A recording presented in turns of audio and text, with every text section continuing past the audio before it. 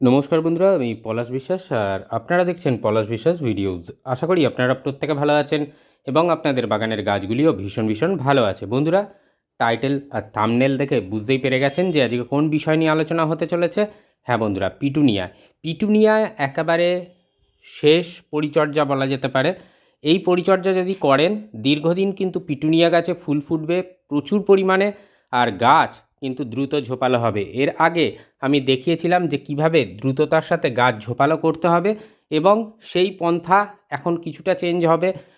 যে সমস্ত গাছে এখনও কুঁড়ি আসেনি বা গাছগুলো সবে কুঁড়ি আসতে শুরু করেছে, ঝোপালো করার জায়গায় রয়েছে, সেই গাছগুলো আমরা অবশ্যই পিঞ্চিং করব। এবং ডিসেম্বর মাসের মোটামুটি এই শেষ পিঞ্চিং বলা যেতে পারে, যে ফুল না নেওয়ার জন্য যে পিঞ্চিং, দ্রুততার সাথে গাছ বৃদ্ধি করার জন্য পিঞ্চিং, সেটা কিন্তু এটাই শেষ এই সময়। তো এরপরে কিন্তু আর করবেন না, তাহলে কিন্তু ফুল পেতে অনেকটাই দেরি হয়ে যাবে। এখন যে কাজটা করতে হবে, যে ফুল ফুটে যাওয়ার পর যে শুকনো ফুলগুলো থাকে, সেইগুলো কিন্তু একদম মানে মানে বৃন্ত থেকে পাতা যে থাকে ফুলের, সেই জায়গা থেকে, যেখান থেকে দেখাচ্ছি দেখুন, এইভাবে কিন্তু আমাদের পিঞ্চিং করে দিতে হবে। কারণ এই যে এগুলো দেখছেন বীজ, মানে যে ফুলের পর যে ফল হয়, ফলের বীজ, সেই বীজ কিন্তু তৈরি হচ্ছে। এই যদি বীজ তৈরি হয়ে যায়, তাহলে কিন্তু আপনার গাছ আর নতুনভাবে শাখা প্রশাখা ছাড়বে না, বা নতুনভাবে কিন্তু আর গ্রোথ নেবে না। তাই পিটুনিয়া গাছ সারা মানে শীত ভর এবং শীতের পরেও ফেব্রুয়ারি মার্চ অবধি কিন্তু ফুল যদি পেতে চান এই পিটুনিয়া থেকে, তাহলে কিন্তু এইগুলোকে কেটে ফেলতে হবে। জাস্ট ফুলগুলো শুকিয়ে যাবে, এইগুলোকে পিঞ্চিং করে দেবেন। আর কি কি খাবার দেবেন সমস্তটা আজকে দেখাবো এবং বলবো। তো প্রতিদিন সন্ধ্যে 6টায় বাগান সংক্রান্ত ভিডিও আসে আমার চ্যানেলে, তাই বলবো যারা এখনও চ্যানেলটি সাবস্ক্রাইব করেননি, দয়া করে সাবস্ক্রাইব করে নিন। পাশে থাকা বেল আইকনটা প্রেস করে অল করে রেখে দেবেন, যাতে করে সহজে আপনারা আপনাদের টিভি, মোবাইল বা কম্পিউটার স্ক্রিনে আপনাদের আমার এই চ্যানেলের ভিডিও দেওয়ার সাথে সাথে, আপলোড করার সাথে সাথে নোটিফিকেশান পেয়ে যান। তো দেখুন বন্ধুরা, এই কাজটা কিন্তু ভীষণ গুরুত্বপূর্ণ কাজ, যাতে করে গাছ দ্রুততার সাথে ঝোপালো হবে এবং গাছ ভরে ভরে ফুল আসবে। কতটা করে কুড়ি এসেছে দেখুন এক একটা গাছে। তো এই গাছে কি খাবার দেব? অবশ্যই খাবার তো দিতেই হবে। তো গাছের বৃদ্ধির জন্য, যেহেতু টবে গাছ, সেই হিসাবে আমাদের এই কাজ করতে হবে। এই গাছটায় সবে সবে কুঁড়ি আসছে, তো এই গাছটার কুঁড়ি আমি এই শেষবারের মতো পিঞ্চিং করে দেবো, কারণ এরপরে আর পিঞ্চিং করব না। এরপরে যে খাবারটা দেওয়া দেখাবো, সেই খাবারটা যদি দেন, তাহলে দ্রুততার সাথে আপনাদের গাছ কিন্তু ভরে যাবে ফুলে ফুলে এবং বৃদ্ধি হবে ব্যাপকভাবে। তো পরিচর্যা চলবে, গাছের ভিডিও আসবে, আপনারাও দেখতে থাকুন, এইভাবে পরিচর্যা করতে থাকুন, দেখবেন আপনাদের বাগানের গাছগুলো খুব খুব সুন্দর হয়ে উঠেছে।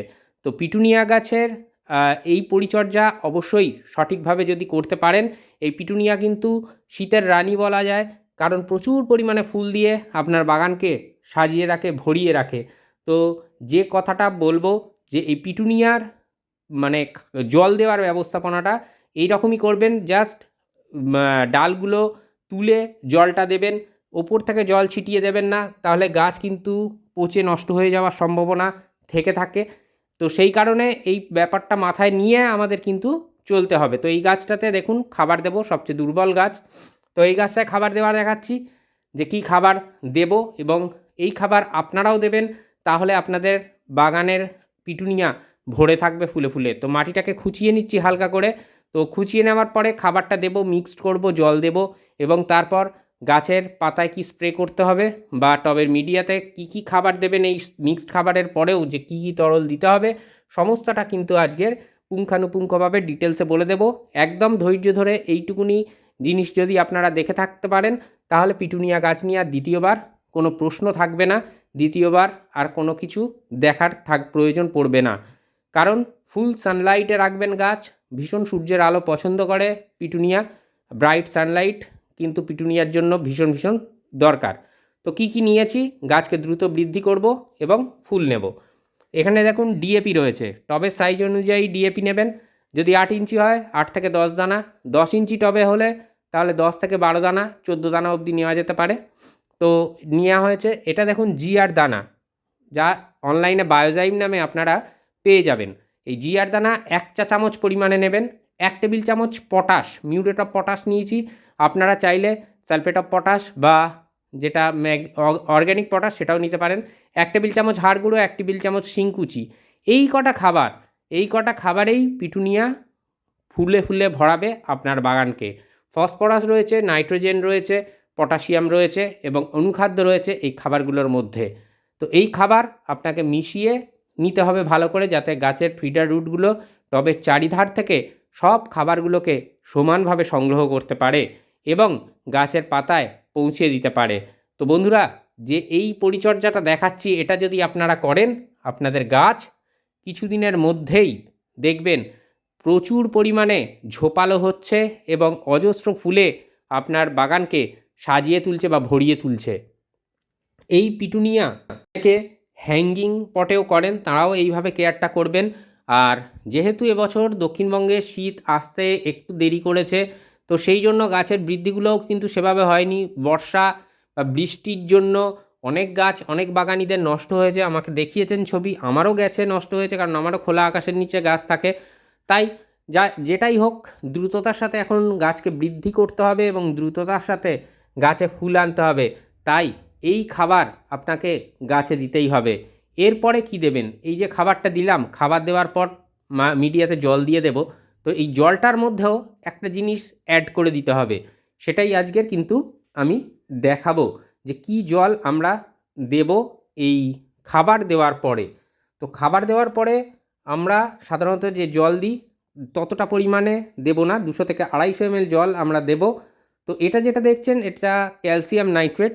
এই ক্যালসিয়াম নাইট্রেট আমরা 1 লিটার জলেতে 1 টেবিল চামচ আমরা গুলে নেব। চা চামচ নয়, 1 টেবিল চামচ আমরা গুলে নেব। আর জলে খুব দ্রুত মিশে যায় এই ক্যালসিয়াম নাইট্রেট। তাহলে আমরা যদি জলেতে দিই, 1 লিটার জলে 1 টেবিল চামচ যদি আমরা প্রদান করি, এটা কিছুক্ষণের মধ্যেই গুলে যাবে এবং কিছু দিয়ে আমরা নাড়িয়ে নেব। নাড়িয়ে নিলে জিনিসটা আরও কিন্তু খুব সুন্দরভাবে গলে যাবে এবং মিশে যাবে জলের সাথে। তো এই ক্যালসিয়াম নাইট্রেটের মধ্যে যেমন ক্যালসিয়াম থাকছে যা গাছকে মজবুত করবে, তেমন থাকে নাইট্রোজেন যেটা গাছের দ্রুত বৃদ্ধিতে সাহায্য করবে। তো দেখুন অনেকটাই গুলে গেছে। এবারে নাড়িয়ে নেব যাতে সম্পূর্ণভাবে জলের মধ্যে এই ক্যালসিয়াম নাইট্রেট মিশে যায়।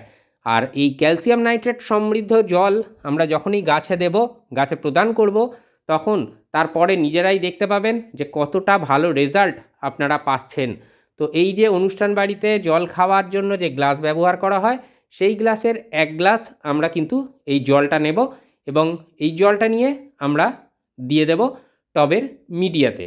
তো এই 250 ml বা 200 ml এর যে তরল, এটা দেওয়ার পরেই কিন্তু আর কোনো ধরনের সাধারণ জল আমরা দেব না এখন।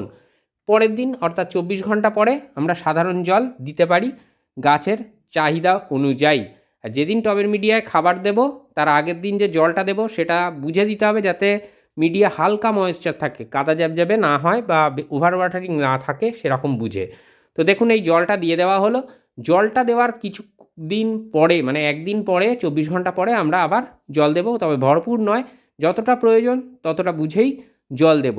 আর যেদিন এই খাবার এবং ক্যালসিয়াম নাইট্রেট দেওয়া হলো, তার থেকে ঠিক 3 দিন পরে আমরা গাছের পাতায় যেটা দেখাচ্ছি অনুখাদ্য, মাইক্রোনিউট্রিয়েন্ট, আমি বায়োভিটা-এক্স দেখাচ্ছি মানে এটাই দিতে হবে এমনটা নয়, যে কোনো অনুখাদ্য আপনারা দিতে পারেন।